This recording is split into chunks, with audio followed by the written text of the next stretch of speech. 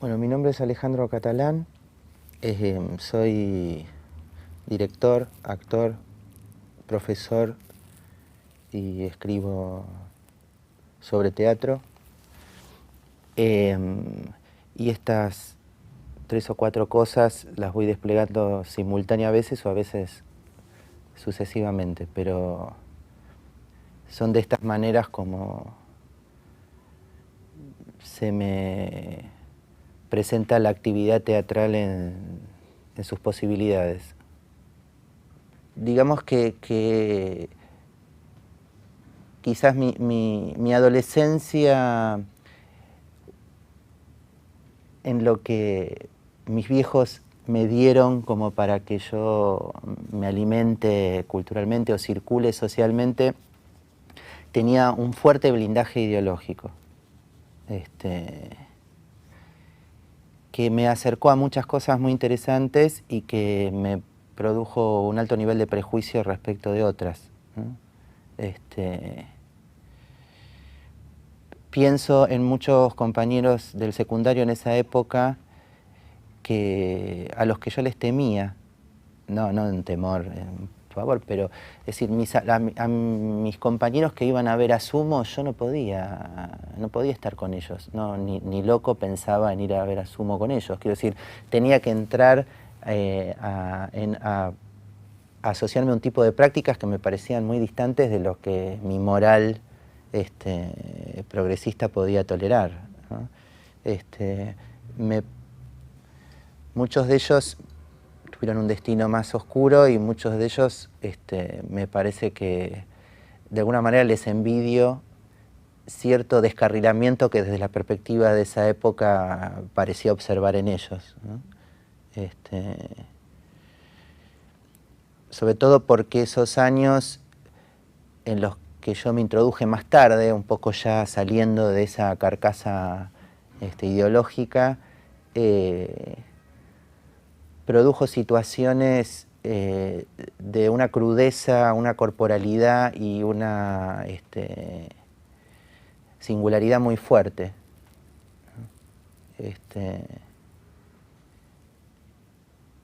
Y que a mí particularmente cuando pude acceder a eso me marcó profundamente. Quiero decir, por ejemplo, mi contacto con el teatro under de los 80, que ya es el periodo más tardío, digamos el segundo paracultural, y ni siquiera te diría cuando recién se abrió, fue una experiencia definitiva. Babilonia, ya en la época que Babilonia hacía pequeños festivales con los referentes más importantes de la movida, yo qué sé, yo recuerdo muy fuertemente una noche que fui a Babilonia a un festival que se llamaba El Narizazo y que vi en la misma noche a Pompeyo, a Los Messi, a Batato y no me acuerdo si alguien más, pero quedé loco, así. Pompeyo me dio miedo. Claramente contactos con cuerpos que no ocupaban lugares ideológicos, sino que había digamos, me doy cuenta ahora que ese pavor tiene que ver con la percepción de la maniobra en crudo, sin tratar de explicar algo, de remitir algo, mostrar alguna floritura técnica.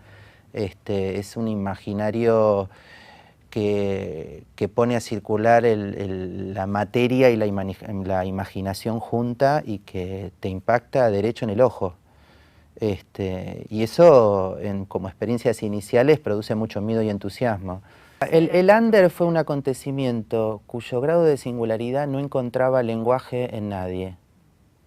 Y por otro lado, como es un acontecimiento que muy novedoso en su dinámica, tampoco tenía teóricos dentro, orgánicos. Quiero decir, las vanguardias artísticas hasta el momento tenían un proyecto, un manifiesto del proyecto y unos resultados prácticos en torno a las premisas que se proponían. El under no es, si bien es una novedad, no es una vanguardia, en el sentido en que para entender el teatro under me parece que como tipo de acontecimiento es mejor pensarlo como el acontecimiento que puede ser una fiesta que lo que nosotros conocíamos como novedad artística. Pensar el under como algo cuyo sentido tiene que ver con la ruptura con otra cosa, me parece que es reducirlo.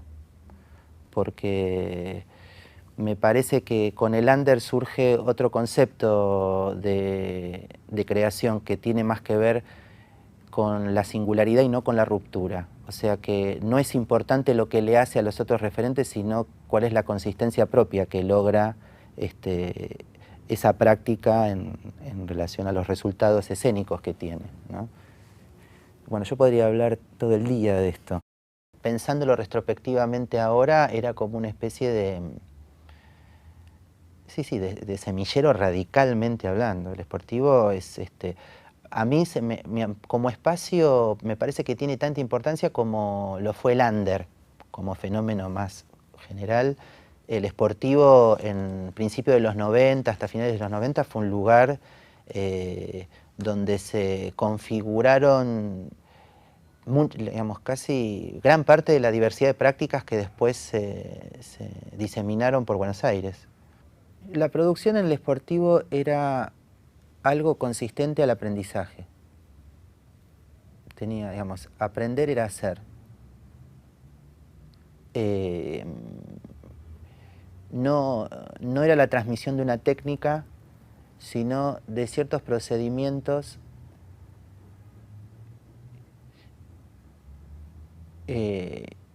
ligados a poder pensar escénicamente, desde la actuación y desde la construcción. No era un esfuerzo producir, no era algo que... Por supuesto que era esforzado como todo proceso de creación, pero digo, no era algo, como vos decís, algo disociado como algo aparte, otra clase para producir, otra para entrenar. No, era como en el mismo dispositivo donde se aprendía, se germinaba lo que se producía, la gente se juntaba, mostraba. Había por parte de Bartolo una fuerte voluntad de que los actores puedan producir desde lo que la actuación puede proponerle al teatro.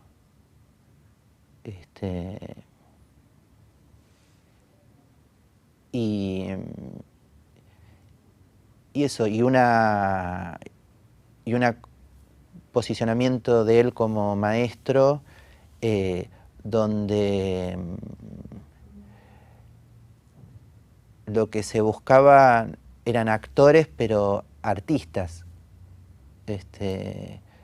donde uno podía participar del teatro como creador del teatro, no como un cuerpo en espera, o como un cuerpo en expectativa de ser convocado. Digamos, la frase que circula en general es nadie te va a llamar, ponete a laburar. Que sería reducir incluso lo que ahí pasaba, porque no es que la gente producía porque nadie le iba a llamar, la gente producía porque se apropiaba de una capacidad, ¿no?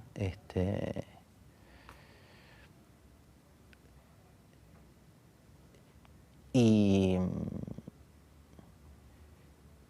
sí, Bartolo en ese sentido es un maestro porque no transmitía, sino que se implicaba en tu movimiento de creación, que implica crearte a vos mismo como actor o como director o como lo que sea, y las producciones mismas que eso conlleva. Mis estudios siempre estuvieron como vinculados a recopilar herramientas de pensamiento. Y mi pensamiento siempre está ligado al teatro. Digamos que nunca, si hice cursos de filosofía, etcétera, siempre fue para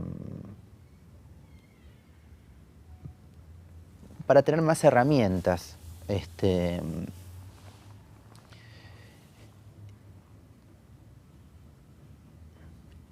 Y el pensamiento teatral, Sí, eso, estar como pensando. La práctica está ligado a profundizar la práctica, digamos, no es algo.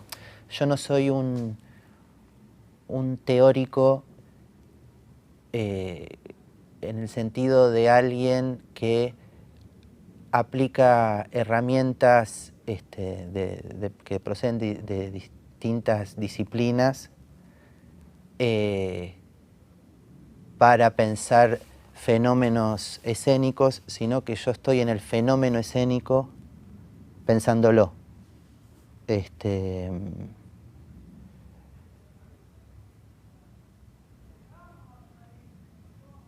Yo no es que me proponga teorizar sobre la práctica porque no se hace, digamos, sino porque es como mi manera de mejorarme, ¿no?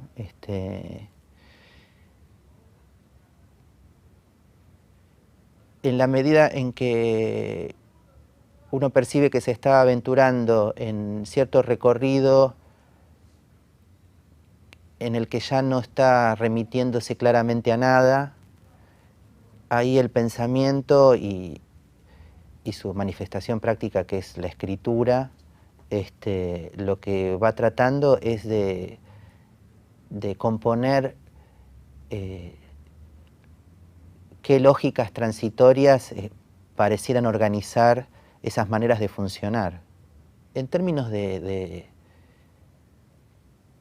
digamos, de pensamiento, de aprender a pensar, para mí el acontecimiento más importante fue el encuentro con un profesor que se llamaba Ignacio Leucowicz, que él era historiador, murió muy joven y hace poco, murió a los 40 años, que en mi vida, digamos, tiene la fuerza que puede haber tenido Bartís como profesor de teatro. Y me parece que lo más importante que él transmitía y hacía posible en sus clases era que, digamos, el enunciado radical de que el pensamiento como caja de herramientas, bueno, encontrar problemas para pensar, ¿no? Y el valor de pensar la práctica, de estimar la práctica y pensarla, como manera de fortalecerla, de encontrarle aperturas, de no entrar en la repetición, en automatismos, eso como seguir abriendo la aventura.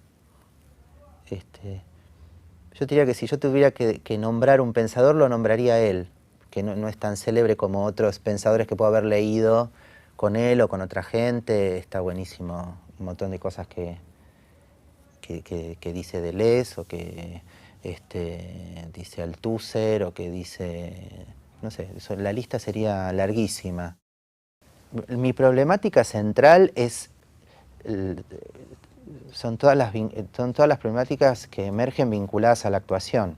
Es decir, a mí, cuando antes hablábamos del acontecimiento under, para mí ese acontecimiento es el que, entre otros acontecimientos de mi vida, me pone en esto.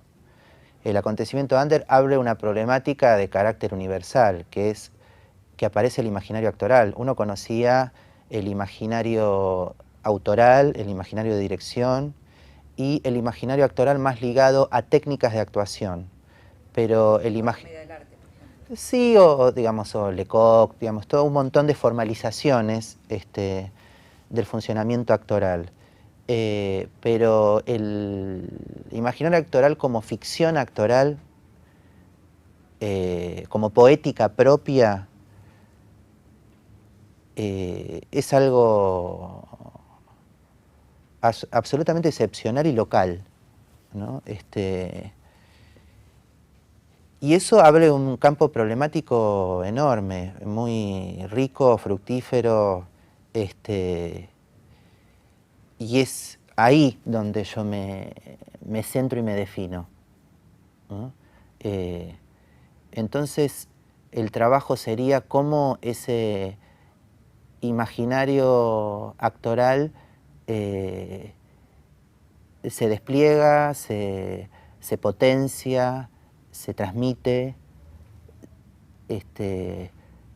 genera teatro, pensamiento, o sea, todo un campo lógico producido a partir de pensar la actuación y sus posibilidades de creación escénica directa. Ese es el problema que a mí me define como artista. Y es un problema que afortunadamente pude tener porque estaba en Buenos Aires haciendo teatro en el momento en que sucedió el acontecimiento under. El teatro de estados es como un movimiento posterior al teatro under. El teatro under es un teatro producido desde la actuación, formulado en contacto directo con el espectador, quiero decir, sin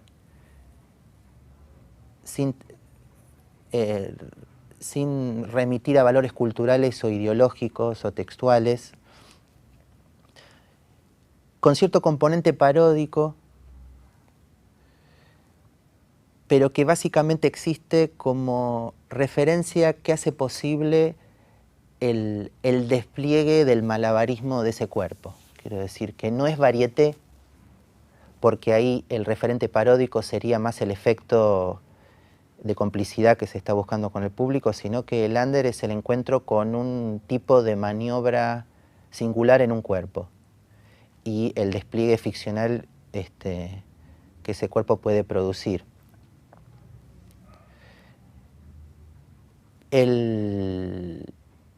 Quiero decir, así como uno puede identificar distintos poetas, en esa época uno puede identificar distintos actores. El teatro de estados, que emerge más en fines de los 80, 90, es un teatro de dirección. Es un teatro en el que el director, armado de un actor que tiene capacidad ficcional, imaginaria, produce ruptura y opinión sobre ya referentes culturales e ideológicos. Es una época en donde se retoma Shakespeare, grandes textos, grandes temas, y lo que se busca es que la actuación provea la experiencia escénica de una maniobra que aleje al teatro de lo que sería la representación literal o inteligente del texto en cuestión. Digamos que de alguna manera se busca que la actuación zapatee sobre la excusa textual. Entonces el cuerpo, en palabras de lo que es esa lógica, multiplica los sentidos posibles, opina, era una palabra que se usaba mucho en los 90, la opinión del actor. Y el director es alguien que trabaja fuertemente sobre la actuación, pero también sobre otros elementos que trascienden ya la actuación. O sea, el director coordina distintos planos de discurso, entre los que la actuación es uno muy importante, pero queda a la vez determinado por otros. Ya no es un gesto de la autonomía actoral que tenía la década anterior. De todas maneras, actualmente se produce, digamos, se hacen posibles para la actuación cosas que en los 80 no parecía hacerlo, tonos más dramáticos, es decir, justamente como se cambia el referente paródico por el referente textual o temático, la actuación se ve en el compromiso de tener que dimensionar expresivamente tópicos de mayor densidad, de mayor compromiso con lo que sería la competencia con el los resultados habitualmente interpretativos de ese texto o de ese tema. Pero ya es ya empiezan eso, ya es el director el que, armado de esas posibilidades actorales, puede producir muchas novedades escénicas sobre viejas referencias. En general, la relación con lo que sería el espectador, la crítica, la mirada sobre el fenómeno que uno constituye, es diverso.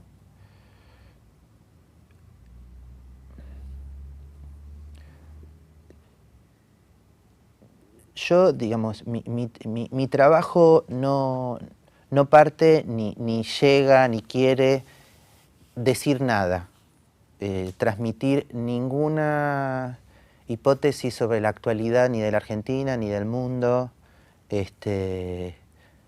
No tiene una posición ideológica sobre lo político. Si hay una posición sería en relación al repertorio práctico de la actualidad teatral. Si la obra dice algo, lo está diciendo del teatro, pero ni siquiera porque lo enuncie.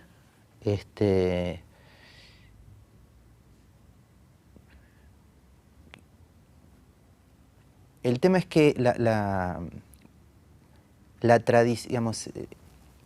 tradicionalmente la gente comprometida con la crítica teatral tiene una tradición, igual que el teatro, interpretativa, en el sentido de que así como el autor es alguien cuya obra está diciendo algo sobre el mundo y el director es alguien que a esa visión le da actualidad y está diciendo algo sobre la actualidad de este mundo desde su perspectiva, y el actor a la vez abreva de esa visión y es una frecuencia de comprensión de su interpretación, el crítico, además de valorar procedimientos escénicos, también está teniendo lectura de las hipótesis que esa obra está manifestando respecto de situaciones de actualidad y del hombre contemporáneo, etc. Desde hace un tiempo me da la sensación de que ese dispositivo se sostiene precariamente, pero que el teatro ya no funciona de esa manera. Quiero decir, ese era un teatro que se construía respecto de la interpretación de un objeto. Estaba este objeto, este querer decir, este tema, esto, y lo que hacía el teatro era encontrar maneras en su forma de escenificar esa hipótesis. Ahora todo lo que se percibe como tema, hipótesis, etc., no son, por un lado, no son tan claras, y por otro lado no me parece que sea la finalidad. Quiero decir, no se está partiendo de lo que se quiere decir, sino que se está partiendo de lo que tiene eficacia escénica.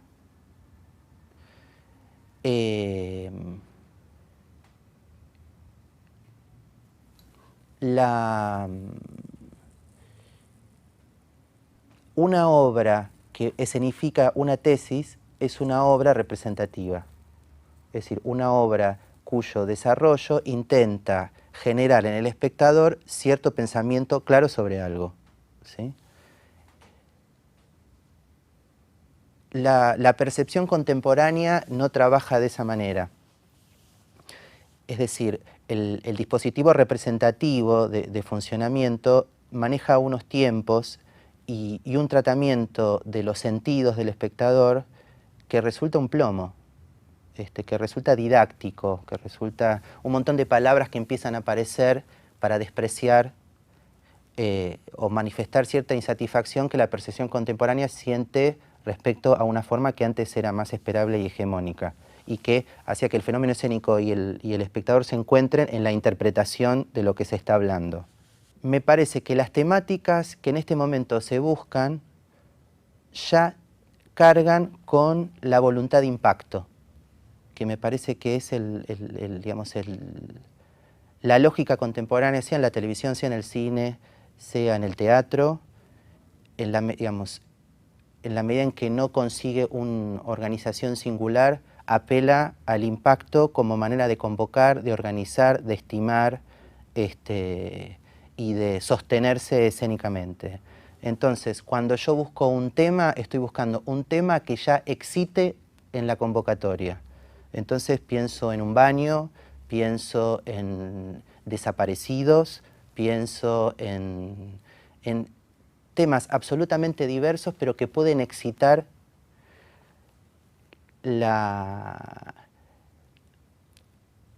algún aspecto de la necesidad de alguno de los nichos de espectadores que tiene el teatro. Entonces, mucha gente va a querer ver obras sobre desaparecidos y mucha gente va a querer ver mujeres semivestidas en un baño. Incluso mismos públicos pueden verse excitados por esas dos cosas. Entonces, ya no es un objeto que va a ser materia de análisis y reflexión, sino que ya en el tema está el impacto y la excitación que eso está tratando de producir para convocar. Y después, el despliegue escénico no es tanto lo que yo quiero decir sobre eso, sino distintos efectos escénicos que yo fui encontrando unidos en la excusa de ese tema central. Es decir, básicamente una obra contemporánea funciona encontrando una temática de impacto y una sucesión de impactos escénicos hilados a veces de manera más o menos arbitraria, puestos en sucesión. Esos impactos pueden ser inteligencias o ocurrencias verbales, pueden ser maniobras físicas, pueden ser ideas escénicas de dirección, dispositivos,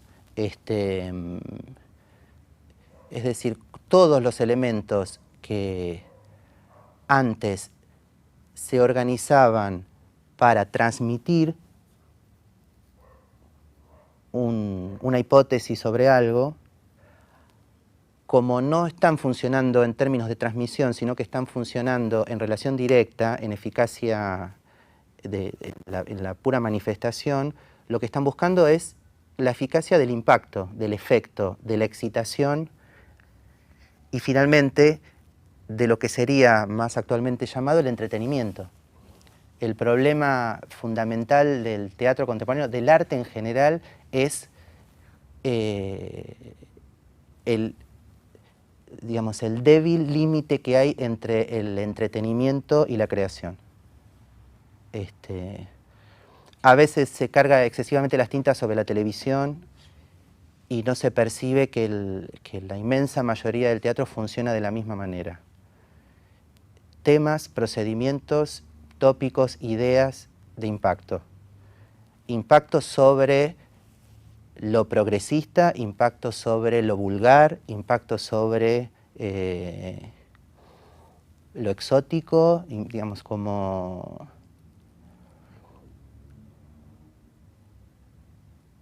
eso, tratando de mantener la atención por sucesión de excitaciones. Quiero decir, la estructura de un noticiero en la televisión es la misma estructura de la mayoría de las obras de teatro actuales. Mi manera de trabajar es tratando de no tener ideas, o sea, tratando de ver si encontramos algo que esté bueno acá. En general las ideas lo que hacen es dilatar, postergar mucho el encuentro con lo que tiene consistencia ficcional en escena. Yo ahora mismo estoy ensayando y creo que estamos empezando a dejar atrás todos lo que fueron las ideas de arranque, porque uno no tiene nada, está desesperado y dice, bueno, se me ocurre que puede ser, y uno casi como para entusiasmarnos aportamos algunas ideas que duran 2 ensayos. Y empieza a aparecer lo que nos empieza a gustar, a adherir, a atraer en su momento de manifestación como contundencia escénica y no como escenificación de una idea. Me parece que alguien que teorizó un poco sobre esto fue Bacon, el pintor, lo que él habla del accidente, del encuentro del accidente en el material pictórico. cómo un accidente tiene cierta reminiscencia temática, pero sigue siendo la mancha que es, y que el desarrollo de esa mancha respeta a la vez cierta referencia temática que esa mancha tiene, pero sobre todo la lógica de esa mancha. Entonces, si esa mancha es un poco perro, será lo perro que el desarrollo de esa mancha pueda tener, pero no convertir en perro a la mancha. Y mi manera de trabajar va más por ese lado. Yo estoy tratando cada vez más de solo partir de los actores con los que quiero trabajar. Y que nuestro encuentro no sea remitiéndonos a determinada idea o efecto que queremos producir, sino de lo que encontremos que genera consistencia escénica. Y eso es así porque es la manera en la que resulta más potenciado el aporte corporal. Quiero decir, es tratando, digamos, es buscando en lo que los cuerpos van segregando en el momento de ensayar lo que produce el material directamente narrativo y constitutivo de lo que va a resultar la obra. La actuación, desde la perspectiva de este trabajo, es un fenómeno que se produce desde alguien que se hace ver y oír para alguien que mira y escucha. Es decir, que la actuación es fundamentalmente un fenómeno que sucede en la piel y en la voz del actor para el ojo y el oído del espectador. En la superficie visual y sonora del actor se une el actor y el espectador. Son dos percepciones unidas en lo perceptible de ese cuerpo. El actor como manipulador de eso que hace ver y oír, y el espectador como manipulado o llevado, es decir, el actor como el conductor y productor de los acontecimientos que va produciendo en lo que hace perceptible.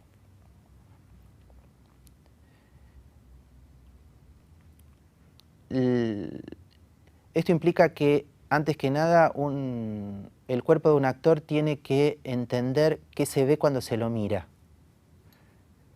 En general, los actores llegan ignorando mucho qué referencias sociales despierta su imagen, qué valores culturales tiene, qué tan lindo o tan feo es, qué cualidades propias y potentes tiene su cuerpo, qué dinámica parece mejor para que actúe, cuánto le conviene pesar en términos escénicos, cómo le conviene manejar su movimiento, cuál grande o pequeño parecería conveniente sea el tamaño de su gestualidad, cuál es el registro de su voz más conveniente, qué mundos suele asociar y sentirse más autorizado para desplegar.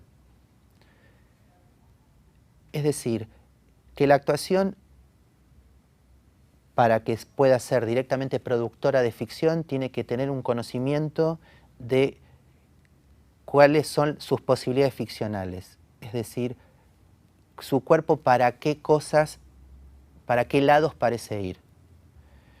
Entonces, en principio, hay ejercicios ligados a que, y trabajos ligados a que ciertas dinámicas en las que parecen potenciar la imagen de ese cuerpo sean apropiadas por ese cuerpo, sean afirmadas por ese cuerpo como condiciones dinámicas de lo que hace más potente su actuación. Y después otros trabajos ligados a que esa superficie en la que el actor y el espectador se encuentran tenga capacidad de manipulación, o sea, cómo la piel y la voz de ese actor adquieren la habilidad de producir mutación afectiva y proceso. Entonces el actor es un cuerpo que tiene que adherir a su piel, a la mirada del espectador, tiene que entrar con su voz en la oreja, no en la cabeza del espectador, y con el proceso de mutación de eso que se ve y eso que se escucha, producir el relato actoral, es decir, el proceso de mutación de ese ser. Cómo ante nuestros ojos ese ser va pudiendo ser seguido y va siendo modificado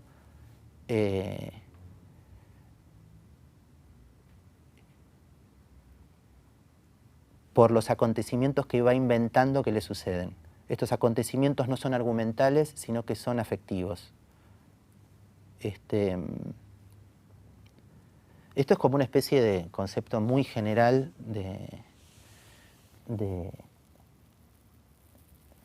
como si dije, bueno, el encuadre general del trabajo. Después los ejercicios son una pavada.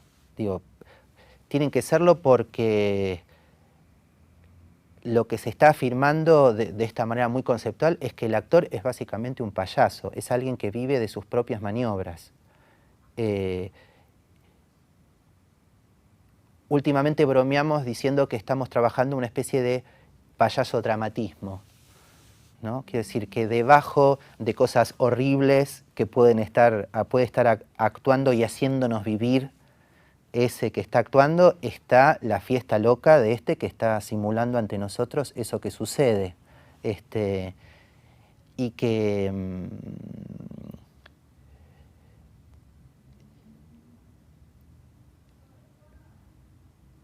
que eso es algo que no necesita agarrarse de nada, o en todo caso agarrarse de los ojos y de las orejas, y que tiene que disfrutar del poder de manipular y de conducir.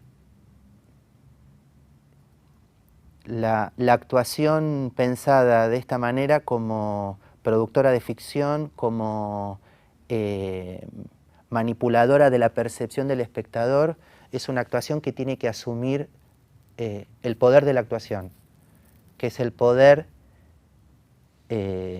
casi mágico, casi divino, de hacer, digamos, de generar la existencia de un ser y de su suerte.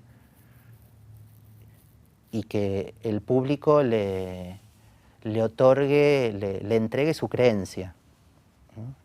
Esto puede sonar casi como ambición política, pero de lo que se trata es justamente de colocar a la actuación en su lugar de máximo poderío.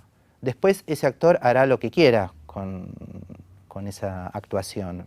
Podrá trabajar sobre textos, sobre temas, pero la experiencia de este trabajo de aprendizaje tiene un aspecto ligado a cómo hago para pensar con lo que hago ver y escuchar, y otro aspecto ligado a un trabajo clínico sobre lo que sería mi actuación. Cómo a mi cuerpo le conviene actuar. Cuáles son las potencias de mi cuerpo, cuáles son las cosas que tengo que cuidar porque me suceden sin que las decida, o sea, sin que las afirme, o sea, cuáles son los síntomas que me aparecen por el simple hecho de estar siendo mirado por el público. Entonces eso, es como una manera de aprender a pensar en acto al cuerpo y una manera de conocer y profundizar lo que sería la dinámica y el imaginario propio de mi cuerpo. Yo empecé, mi rol de director fue fundado con una camioneta en escena. Eso lo logra la energía de la desesperación por existir. Entonces, de poner una camioneta en escena a decir, bueno chicos, a ver, veamos qué aparece, hay un proceso de tranquilización, de sustraerse un poco de lo que es una lógica de impactar, de salir a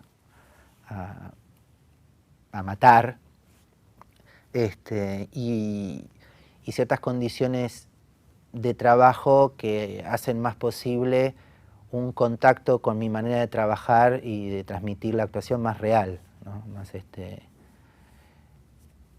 ser realmente director de eso que se va manifestando, no el director de la escenificación de mis ideas.